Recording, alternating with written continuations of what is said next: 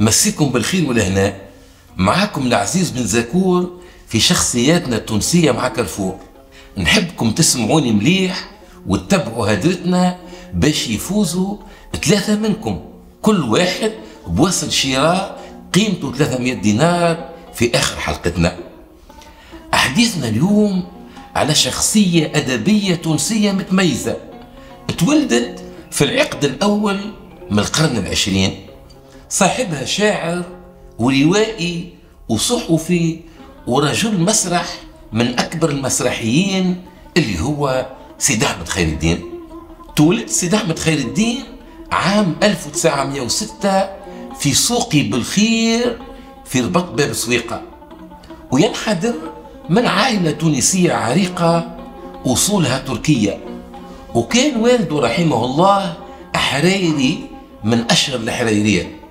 التحق سيد أحمد خير الدين للدراسة في جامع الزيتونة بعد ما درس في الكتاب، وين قرأ على أشهر شيوخ الزيتونة، منهم الشيخ معاوية تميمي والشيخ محمد مناشو اللي قرأ عليه علم العروض والقوافي الشعرية. وتحصل من جامع الزيتونة على شهادة التطويع ومن قبلها الشهادة الأهلية. وقرر بعد التخرج في جامع الزيتونة وفي المدرسة العرفانية، وكان شيخ زيتوني متفتح وفنان. بعدين درس الموسيقى وكان يعزف على آلة العود وعنده صوت جميل ويغني بأجمل الألحان.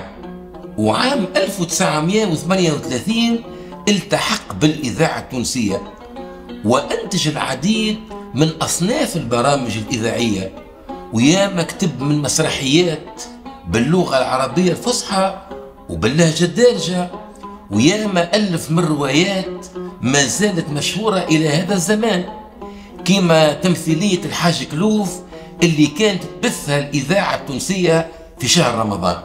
وآثار أحمد خير الدين الشعرية لا يعدها الحصر، ونلقاو جلها في ديوان أغانيه وشعره اللي طبعته عام 1981 الدار التونسية للنشر، وفيه القصائد العربية المتينة وفيه الأغاني التونسية الثمينة، وعددها 238.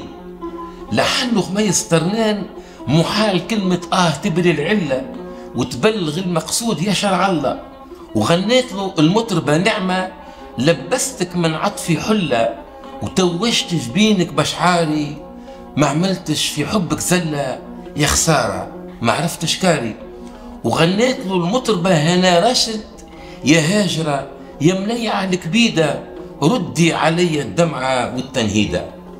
وتوفى سيد أحمد خير الدين عام 1967، وقعدت خالد بأعماله الأدبية ولا سيما الشعرية، وهو القائل في إحدى قصائده: سر الخلود قصيدة عصماء في صوغها يتنافس البلغاء، هبة من الخلاق قد يحبو بها من يصطفي من خلقه ويشاء.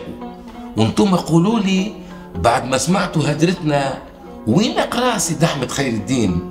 في جامع الزيتونة وإلا في المدرسة الصادقية؟ هيا طلعوا باش يفوزوا 3 منكم، كل واحد بوصل شراء قيمته 300 دينار من عند كارفور وتعملوا أفار.